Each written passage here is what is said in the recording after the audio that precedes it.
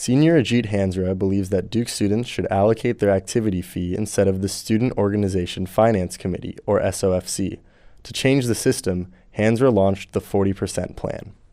40% of that money, which amounts to just under $300,000, would be allocated by the students themselves to groups that they like.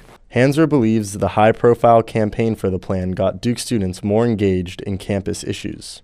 It's a really, really awesome byproduct that we're actually also just changing what Duke students are talking about. Hansra's plan also made Duke history.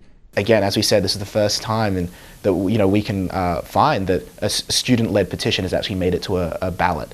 David Pittman, a DSG advisor, is happy students are becoming engaged in campus issues.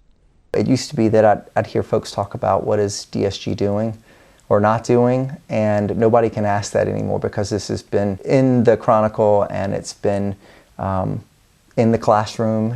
I think it's a good sign for campus when students actually raise their voice. SOFC head Joyce Lau was one of those voices.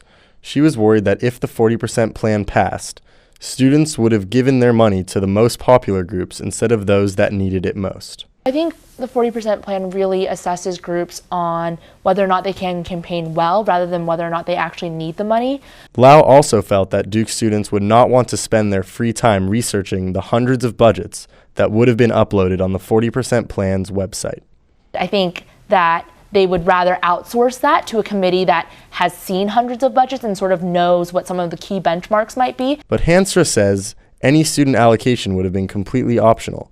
He also finds an even bigger problem with SOFC. The SOFC has continually been a very non-transparent, very non-accountable group over the years.